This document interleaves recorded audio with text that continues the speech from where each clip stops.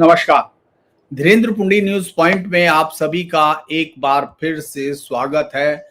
आपको मालूम है कि सबरीमाला का सोना चोरी किया गया। भगवान अयप्पा के मंदिर से सोना चोरी का मामला बहुत जबरदस्त तरीके से चल रहा है, लेकिन जो हम आपसे कह रहे हैं वो तो कहीं और से है, क्योंकि प्रधानमंत्री तिरुवनंतपुरम में भाषण देते हैं, रैली में, वो भी इसका मामला उठाते हैं। लेकिन इससे अलग कहीं विधानसभा में क्या हो रहा है और सबरीमाला मंदिर का जो सोना चोरी हुआ वो कैसे केरल की राजनीति में एक गहरा असर छोड़ सकता है, इस पर बात करेंगे। क्योंकि ये लाइन तो सीधी सोनिया गांधी से जुड़ रही है।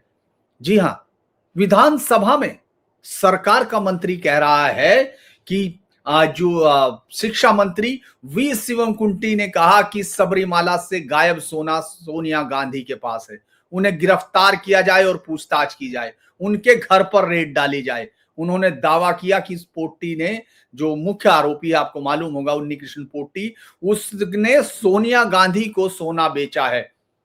संसदीय मामलों के कार्य मंत्री एमबी राजेश ने कहा, चोर और लाभार्थी एक ही फ्रेम में सोनिया गांधी के साथ दिखे हैं। ये फोटो है जो 2010 से पहले का लोग बताते हैं, उसमें सोनिया गांधी के साथ उनको दिखाया जाता है। तो उस पर आरोप लगाया, कहा कि क्या आप इनसे इनकार करते हैं? अगर वाकई विपक्ष सच जानना चाहता है तो यूडीएफ के कन्वीनर जो अधूर प्रकाश से पूछो या फिर सोनिया गांधी से। चूंकि राजेश ने फिर कहा कि सोनिया गांधी, यूडीएफ का विरोध एक और गांधी यानी सोनिया गांधी को बचाने के लिए है, जो उनके लिए महात्मा गांधी से बड़ा है। इस तरह का आरोप आपने कभी सोनिया गांधी पर देश के किसी भी रैली में नहीं सुना होगा, किसी भी विपक्षी नेता के मुंह से नहीं सुना होगा। लेकिन केरल की विधानसभा में ये बाकायदा बोला जा रहा है, न केवल बोला जा रहा है, उसको हटाने की अब लड़ाई हो रही है। उसको विधानसभा के रिकॉर्ड से हटाना है। इस बात के लिए अब कांग्रेस वहां कर रही है। और ये जो मैं आपको बता रहा हूं, ये कांग्रेस कल विधानसभा में पूरा जोरों शोरों के साथ ये हुआ, क्योंकि ये मामला तब का है जब 2025 में इस केस, जब ये महीने के आखिर में दिसंबर में, आपको मालूम है, ये केस जब सामने आया। मैं आपको एक बार फिर तमाम दर्शकों को इस केस के बारे में बताऊंगा। लेकिन कुछ फोटो थे जिसमें पोटी यानी उन्नीकृष्ण पोटी, जो इसका मुख्य आरोपी है, गोवर्धन है, वो कांग्रेस का सांसद अधूर प्रकाश, जो इस समय यूडीएफ का कन्वीनर है, और एंटनी सोनिया गांधी के साथ वो दिल्ली के 10 जनपद के फोटो दिखाई देने लगे। अधूर प्रकाश ने उस समय कहा था, अटिंगल का सांसद है, उन्होंने सफाई दी थी कि पोट्टी उनके निर्वाचन क्षेत्र का है और वो अन्नदानम कार्यक्रम में आया था। पोट्टी ने सोनिया गांधी से मिलने की अपॉइंटमेंट मांगी, इसलिए प्रकाश साथ गया था। एंटोनी वहां थे, यानी पठान मठित्याट से जो सांसद है वो भी थे। प्रकाश ने कहा कुछ गलत नहीं था, सिर्फ मिलना हुआ था। लेकिन अब इसी बात को एलडीएफ ने, यानी लेफ्ट डेमोक्रेटिक फ्रंट सरकार ने, हथियार बना लिया है, क्योंकि सबरीमाला मंदिर के सोना चोरी ने पूरे केरल के उस इलाके में पूरा गणित बदल दिया है। और ये मुद्दा इतना बड़ा हो गया कि अब जो है हिंदुओं के वोटों के पोलराइजेशन से दोनों संगठन डर गए, दोनों, लेफ्ट भी और यूडीएफ भी। उनको ये लग रहा है कि निकाय चुनाव में जिस तरह तिरुवनंतपुरम में बीजेपी ने शानदार जीत हासिल की है, 45 साल का जो एक राज चला रहा था एलडीएफ का, उसका तोड़ दिया है तिरुवनंतपुरम में। तो इसने कांग्रेस को उससे ज्यादा डरा दिया एलडीएफ से, क्योंकि उनको लग रहा था कि वो नेचुरल, उसके बाद उनके पास आना चाहिए था सत्ता, लेकिन कांग्रेस बीजेपी के पास चली गई।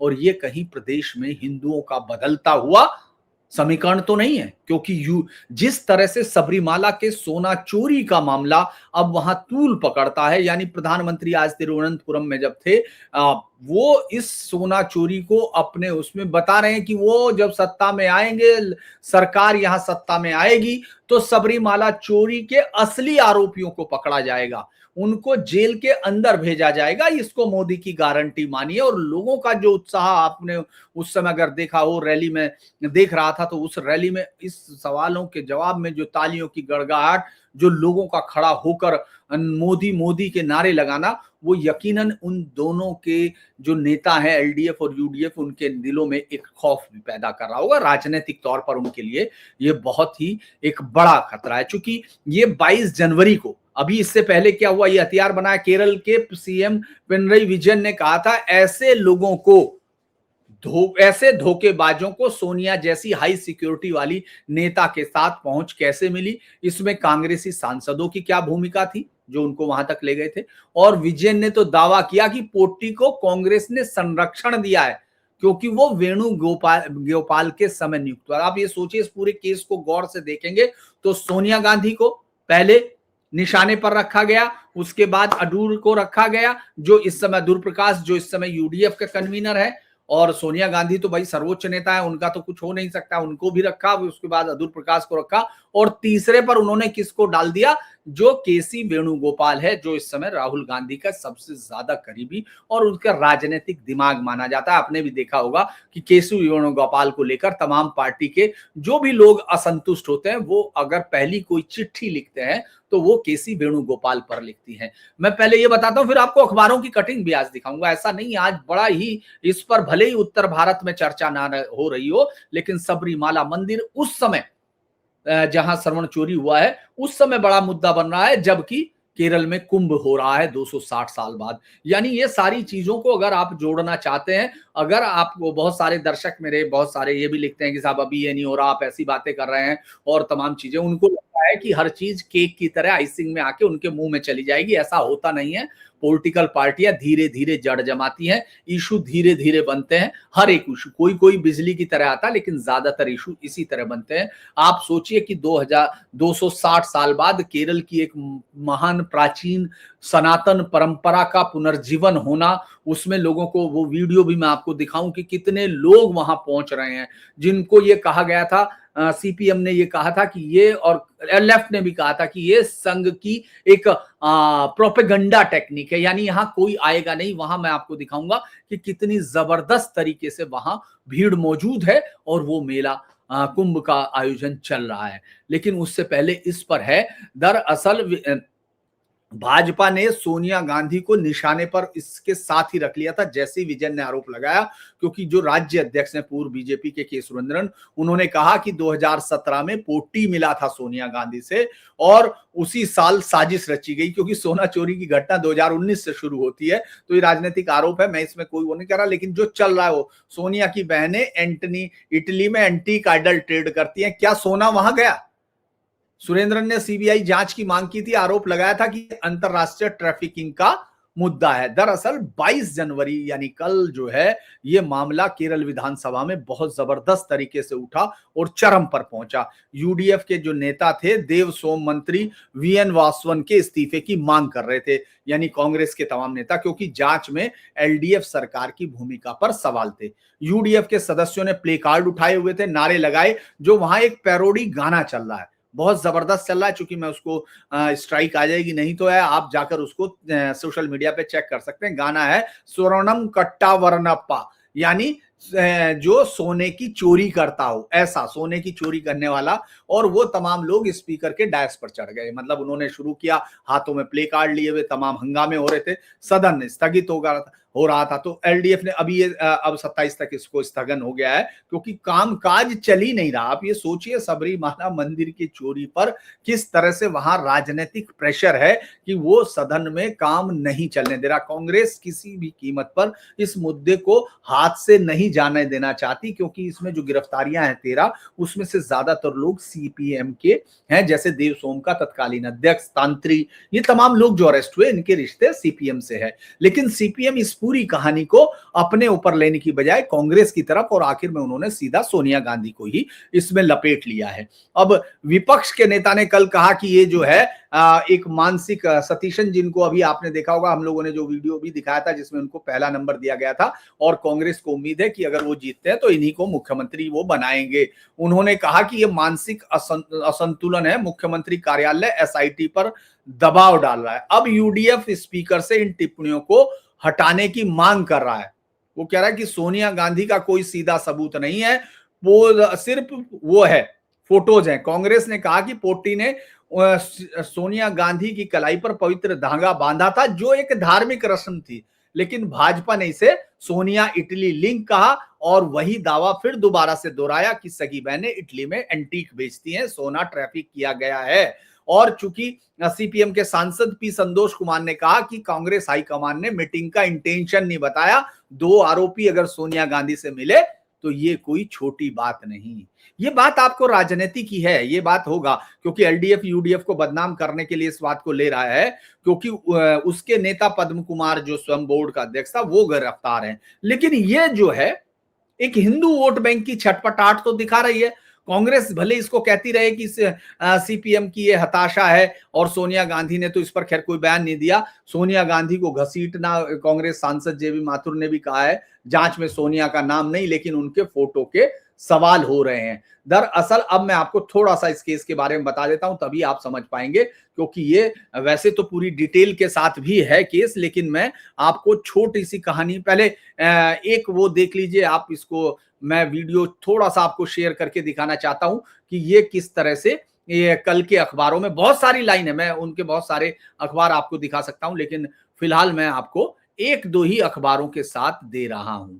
ये देखिएगा, ये आपको ये अखबार दिख रहा है, ये Kerala is the head of the gold theft in Sabarimala has reached new Delhi, और ये अखबार का ये देखिएगा, ये न्यूज इन सेंस वो है, और इसके बाद इसमें बाकायदा ये मैं इनकी बयान सुनवाऊंगा तो इससे कोई असर होगा नहीं, क्योंकि वो हमको आपको समझ में नहीं आएगा। लेकिन ये सीधा कहा गया, the heat of gold theft in Sabarimala has reached to New Delhi, three Kerala minister repeatedly demanding the questioning of Congress leader Sonia Gandhi in connection with Sabrimala gold case. Education minister V.C. कुट्टी, मैं चूंकि आपको ये बता चुका हूं डिटेल से, इसीलिए सिर्फ आपको ये दिखाने के लिए कि कैसे वहां के अखबारों में ये चल रहा है। तो ये इसके अलावा हम अगला आपको दिखाते हैं, ये एक बड़ा हुआ, इसके अलावा भी कई सारे अखबार हूं तो आपको दिखा सकता हूं कि इस वक्त वहां चल क्या रहा है। लेकिन चूंकि जो दर्शक नए जुड़े होंगे, जिन लोगों को इस सबरीमाला केस का मालूम नहीं, चूंकि सबरीमाला अयप्पा मंदिर के,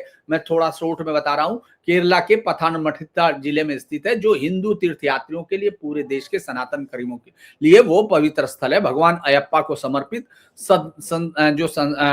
यहाँ की परंपराएं सदियों पुरानी है। मंदिर की दीवारें द्वारपाल, जिसको द्वारपालका कहा जाता है, सेंक्टम सेंक्टोरम यानी श्री कोविल के दरवाजे और अन्य संरचनाएं सोने की परत की बनी हुई हैं, और इस पर कभी 30 किलो सोना इसको अलग अलग लोगों ने दान किया हुआ है, लेकिन 30 किलो सोना के करीब इसको जो दान किया गया था वो वहां से जो पहले किंगफिशर के मालिक विजय माल्या की तरफ से भी किया गया था। लोग अलग अलग तरीके से उसका सोना वो करते रहे। अब इसमें चूंकि ईडी भी इस जांच में आ चुकी है, तमाम चीजें इसमें आई हैं, मैं आपको उसके बारे में थोड़ा सा अलग अलग लोगों का, चूंकि सबरीमाला से ये केस जो शुरू हुआ था, सोने 4 किलो 54 ग्राम 540 ग्राम ये सोना यहां से गायब हुआ था। और इस केस को एक थोड़ा सा मुझे देंगे, क्योंकि मैंने बहुत सारी चीजें निकाल के रखी हुई हैं,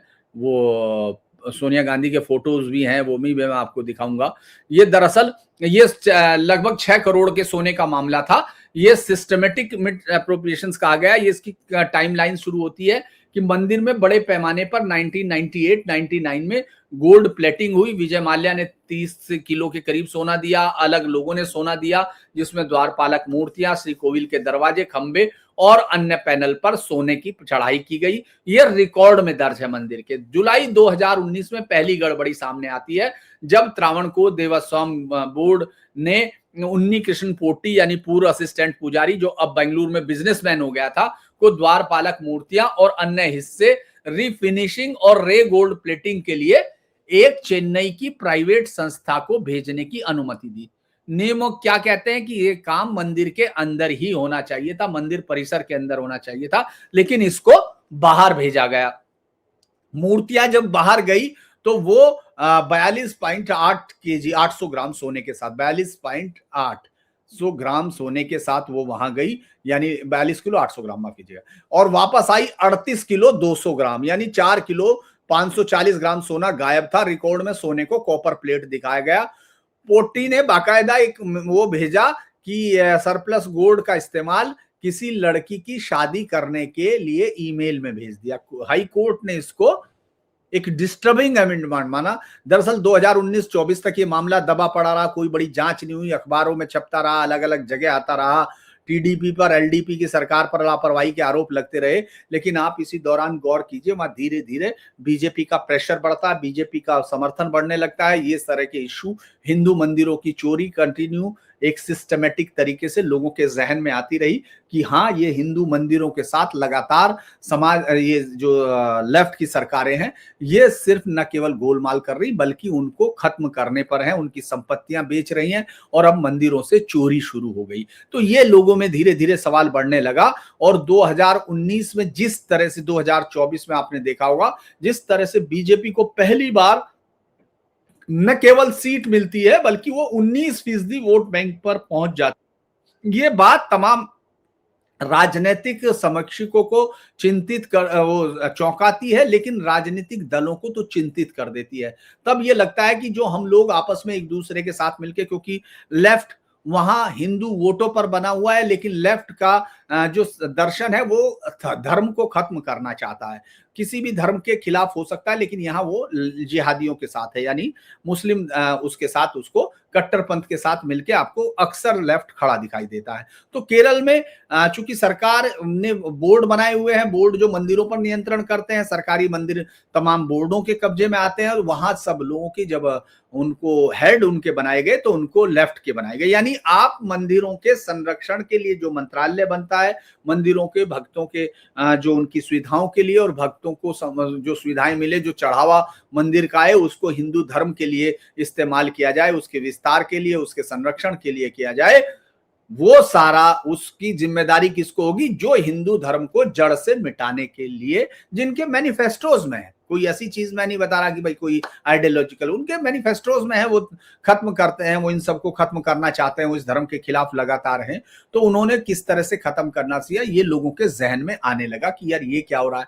उधर कांग्रेस, जो पूरे केरल में सबसे यूनिक कॉम्बिनेशन, इसलिए मैं बता रहा हूं इसको कि केरल में जो सीपीएम है या लेफ्ट है, वो तो हिंदू वोटों पर है, लेकिन हिंदुओं को खत्म करना उसकी आइडियोलॉजी है, लिहाजा वो उन वोटों पर जीत के भी आता है, तब भी वो मंदिरों को और उनको नष्ट करना चाहता है। दूसरी तरफ है जो कांग्रेस है, वहां कांग्रेस, वहां आईयूएमएल यानी जो मुस्लिम लीग है उसके साथ है। मुस्लिम लीग ने इस देश को दो टुकड़ों में बांटा, और ये तमाम जो मुस्लिम लीग है, जो केरल की मुस्लिम लीग है, इसने बाद में आईयूएमएल अपना नाम रखा, इंडियन यूनियन मुस्लिम लीग, ये बेसिकली उस मुस्लिम लीग का हिस्सा। इसके नेता आज भी उसी मेंटलिटी के साथ है, और ये लोग वो हैं जो हमास के नेताओं को वीडियो लाइन पर और उस पर बाकायदा वो भी कराते हैं, हर उनके फोनो तमाम करते हैं और उनको लोग तालियां बजाते हैं। पीएफआई और तमाम इसी इलाके में पनपती है, वो सब कांग्रेस को वोट करते हैं। वायनाड में अगर कांग्रेस की रैलियां आप देखते हैं, जहां से अब प्रियंका गांधी रिकॉर्ड मतों से जीती, पहले उनका भाई रिकॉर्ड मतों से जीते राहुल गांधी, जो वहां से हार गए थे अमेठी से, वो आप देखेंगे तो उनमें आपको कांग्रेस का झंडा खोजना पड़ता, हरे झंडे, और उन पर जो लिखा हुआ वो उनके धार्मिक नारों के अलावा बहुत कुछ होता नहीं है। तो ये सब चीजें कांग्रेस की सपोर्ट हो गई, तो कांग्रेस ऐसा कोई कदम नहीं उठा सकती जिससे कि हिंदू धर्म का संरक्षण दिखे, या हिंदू अपनी मान्यताओं को उसके साथ कर सके, सम्मान के साथ वहां पालन, ये भी नहीं कर सकती, क्योंकि आईयूएमएल के वोट कट जाएंगे, वो हार जाएंगे चुनाव। जब ये मुसीबत में होंगे तो इनको कहां से वोट मिलेगा? और दूसरा, उनके पास क्रिश्चियंस, केरल के जो क्रिश्चियंस हैं वो हैं, जिनकी एक बड़ी आबादी, 18% वोट वो है। तो कांग्रेस बेसिकली इसी वोट बैंक पे है, तो वो भी हिंदुओं की परवाह नहीं करती, क्योंकि उसका वोट बैंक नाराज हो जाएगा। तो पूरे केरल के अंदर अगर आप देखेंगे, हिंदुओं के साथ इस तरह का, जिस तरह का पूरा उनको नष्ट करने का, विनष्टी करने का, जगह जगह पर अपमान करने का, या धर्मांतरण के बड़े बड़े सेंटर खुल जाने का, लव जिहाद से लेके तमाम चीजों का, वो धीरे धीरे लोगों के जहन में आने लगा जब वहां बीजेपी क्रिएट होने लगी। तो जैसे ही सबरीमाला चोरी का ये मंदिर वाला मामला 19 से 24 तक, 24 में जैसे ही चुनाव होते हैं और बीजेपी को ये 20% वोट मिलते हैं, तो ये शुरू हो जाता है, और आखिर में इसको हाई कोर्ट अपने आप ही अपने उस पर लेता है। क्योंकि 2019 में इसको टीडीपी के अध्यक्ष को, ए पद्म कुमार को गिरफ्तार जरूर किया गया था, लेकिन फिर उस समय चूंकि अध्यक्ष वही था, वो तो अभी गिरफ्तार हुआ। सबरीमाला के स्पेशल कमिश्नर ने केरल हाई कोर्ट को रिपोर्ट दी, चूंकि केरल हाई कोर्ट ने इसको ऑटोमेटिक स्यो मोटो लिया, अखबारों में छपा हुआ था, तो द्वारपालक मूर्तियां, और उन्होंने एक स्पेशल कमिश्नर नियुक्त किया हाई कोर्ट ने, और उसने जांच की। तो उसने कहा कि द्वारपालक मूर्तियां और श्री कोविल फ्रेम से सोना गायब है। हाई कोर्ट ने चिंता जताई, जांच शुरू हुई, और जांच में पता चला सोना चोरी नहीं बल्कि प्लान्ड तरीके से निकाला गया है। अक्टूबर 2025 में 6 अक्टूबर को हाई कोर्ट ने एक एसटीएफ की टीम, एसआईटी टीम बनाई गई, और जिसकी निगरानी कोर्ट कर रही है। एसआईटी की जांच में एडीजीपी एच वेंकटेश को हेड बनाया गया। जांच में पता चला कि साहब सोना चेन्नई भेजा गया, वहां से हटाया गया, बेचा गया।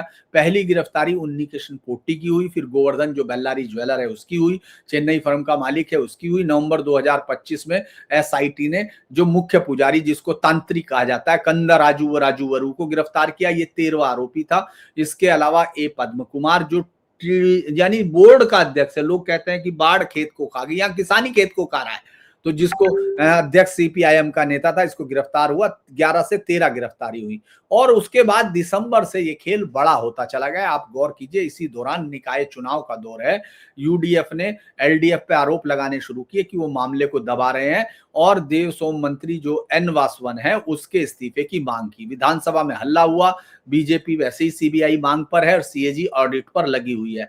चूंकि सीएम पिनरई विजयन ने उसी समय से फोटो का जिक्र करना शुरू किया। 9 जनवरी को इस केस में ईडी की एंट्री होती है, और हाई कोर्ट के साथ उससे सैंक्शन लेने के बाद वो पीएमएलए में केस दर्ज करती है। 20-21 तारीख को 21 जगह पर ईडी की सर्चेस करती है, केरल, तमिलनाडु और कर्नाटक में। यहां तमाम जगह पर सर्चेज होती हैं। टीडीबी का हेडक्वार्टर होता है, आरोपियों के घर होते हैं, ज्वेलर्स के घर होते हैं। 1 करोड़ 30 लाख की संपत्ति जो मुख्यतः पोट्टी की है वो दर्ज होती है, और वो कागज जब्त होते हैं। तो एसआईटी ने, क्योंकि पोट्टी को बेल मिली है क्योंकि चार्जशीट फाइल नहीं हुई, लेकिन अन्य आरोपी जेल में, यानी लगातार इस खेल में, इसमें खेल करने में जुटी हुई है। वो पार्टियां, ऐसा नहीं है कि वो इसको छोड़ रही हैं, वो इस केस में जुटी हुई हैं। और हाई कोर्ट टीडीबी को लगातार फटकार कर रहा कि पोट्टी को सब कुछ सौंप दिया था, इसके बाद भी बचते क्यों हैं। और इसी के बाद चूंकि अब जो उन्नी कृष्ण पोट्टी मुख्य आरोपी है, ये आदमी कहा गया कि इसको केसी वेणुगोपाल का आदमी था। शुरुआत में अलग अलग आरोप लग रहे हैं, फिर गोवर्धन का हुआ, कंदावरू, राजीवरू हुआ, ए पद्म कुमार हुआ, और अन्य सब। एलडीएफ पे लगातार ये कह रहे हैं कि साहब ये जो है इसी सरकार के लोग इसमें शामिल थे, वो गिरफ्तार हुए, और यूडीएफ, अभी एलडीएफ इसको यूडीएफ के नेतृत्व में चला हुआ बता रहे हैं। लेकिन यूडीएफ और मतलब कांग्रेस और बीजेपी इसको दोनों 2026 के चुनाव का मुख्य मुद्दा मान रहे हैं। एलडीएफ ने कांग्रेस को घेरने के लिए वो जो पूरा इस्तेमाल किया। अब मामला ये देखने की जरूरत है कि इस सब में होगा क्या। मैंने आपको ये बताया कि इसके बाद मैं सिर्फ ये भी बताता हूं कि इसका असर कितना पड़ा। मैंने थोड़ा सा ये चेक करने की कोशिश की कि ये कहाँ कहाँ से इसकी हार की जिम्मेदारियां, अगर क्या इससे वाकई कोई फर्क पड़ रहा, राजनीतिक दिशा पर बदल रहा है। तो ये चूंकि अप्रैल में पीएम पहले ही 3 महीने पहले उन्होंने अपनी जो चुनावी यात्रा की उसमें सबसे पहले इसी को कहा, और बीजेपी ने अपनी थीम बनाकर पूरे निकाय चुनाव में कहा कि सबरीमाला सोना चोरी बिल्कुल पूरी सुनियोजित तरीके से हिंदू मंदिरों के साथ चल रही लूट है। एसआईटी भी जो हाईकोर्ट के आदेश पर है वो आंखों में धूल झोंक रही है, वो बड़े लोगों को बचा रही है। इसी के बाद युवा कांग्रेस ने पूरे प्रदेश में प्रदर्शन शुरू किए। पुलिस ने पानी, वो वाटर कैनन है, उन तक का इस्तेमाल किया। अब चूंकि अगर भाजपा केरल में सरकार बनी है तो सोने की जांच होगी, दोषियों को जेल भेजा जाएगा। मोदी ने एलडीएफ पर जो आरोप लगाया, उन्होंने कहा ये अवमानना है, और चूंकि तिरुवनंतपुरम की जीत जो है केरल में बदलाव की शुरुआत है। चूंकि जो दिसंबर 2025 के लोकल बॉडी चुनाव थे, वहां के अलावा हर बार यहाँ कांग्रेस या एलडीएफ का ही था। मैंने बताया एलडीएफ का 45 साल का रूल था। यूडीएफ ने अब इसके बाद आरोप लगाना शुरू किया कि एलडीएफ जानबूझकर बीजेपी को जिता रहा है क्योंकि उसने जांच में देरी कर रही है, वो उनको फायदा दे रहा है। ये सब आश्वासन है ताकि ये चुनाव तक मुद्दा ना बने। और चूंकि सतीशन ने आरोप लगाया, जो वीडी सतीशन है, जो मुख्य कांग्रेस के नेता और मुख्यमंत्री पद के दावेदार हैं, कि सीएमओ ने पूर्व मंत्री कंदकपल्ली सुरेंद्रन से की पूछताछ रोक दी क्योंकि वो पोट्टी से जुड़े हुए थे। सीपीएम ने इस पे गाइड बाकायदा जारी किया है, कार्यकर्ताओं को ये बताया है कि सोना चोरी पर आपको लोगों को जवाब कैसे देने हैं। ये गाइडलाइन में लिखा गया है कि ये चोरी की शुरुआत कांग्रेस के समय से हुई या यहां से। तो और विश्व हिंदू परिषद ने बाकायदा इसको लेकर वो भी शुरू कर दिया, वो लगाने लगे। सीपीएम फेक क्लेम बता रही है। तो इस केस का असर मुझे लगता है कि बहुत जबरदस्त तरीके से आने वाले चुनाव पर पड़ना है। इसीलिए सोनिया गांधी तक को इस केस में अब खींचा जा रहा है। निकाय चुनाव में भाजपा की जीत ने ये तो दिखा दिया कि हिंदू वोटर शिफ्ट हो सकते हैं, वो सिर्फ सीपीएम की जागीर नहीं है वहां। और अगर उनको कोई अल्टरनेट दिख रहा है तो वो आ रहा है। सीपीएम की जो रेशनल इमेज थी वो इसमें ध्वस्त हो रही है क्योंकि उसके नेता ही इसमें आरोपी हैं। यूडीएफ को नुकसान इसलिए है कि अब उसके नेताओं के इसके साथ लगातार फोटो आपको दिखाई दे रहे हैं, क्योंकि 2026 में बीजेपी अपने आप को हिंदू रक्षक पर रही है। क्योंकि केरल में मुस्लिम हिंदू मुस्लिम क्रिश्चियन बैलेंस की बात की जाती है, लेकिन ये जो मामला है ये मुझे लगता है कि उनको ये बता रहा है कि किस तरह से इस हिंदू मुस्लिम बैलेंस को वो बिखेर रहे हैं और हिंदू वोटरों का सॉलिडिफिकेशन या यूनिफिकेशन हो रहा है। अभी एक दिन की बेल मिली थी पोट्टी को एक केस में, लेकिन अभी वो जेल में है क्योंकि दूसरे मामले में है। राजीव वरू को कस्टडी है, ईडी जांच कर रही है। तो अगर ये सीबीआई इसकी जांच करती है तो यकीनन जो लूट है उसका बहुत बड़ा वो होगा। मैं ये देखिए, ये कोई ये उम्मीद करता था? ये भीड़ है जो जो मतलब जो वहां आरती चल रही है केरल में, जो जिसका हम लोगों ने जिक्र किया था। इसके अलावा भी मैं चूंकि इसके अलावा भी आपको ये देखिए सुबह सुबह तो ये भीड़ डरा रही है, तमाम पार्टियों को ये भीड़ डरा रही है। और इसीलिए अब सोनिया गांधी की गिरफ्तारी तक की मांग किसमें हो रही है? सबरीमाला में, जिसका कभी कोई जिक्र आपने नहीं सुना होगा। तो मुझे लगता है कि अभी इस केस में और दिलचस्प खुलासे होंगे जब तक विधानसभा का चुनाव नहीं होता। और विधानसभा के चुनाव के बाद ही हम ये देख पाएंगे कि इस केस ने किसको फायदा दिया, किसको नुकसान दिया। क्योंकि हिंदू भक्तों को तो नुकसान ही है, क्योंकि लगातार उसकी चोरी हो रही है।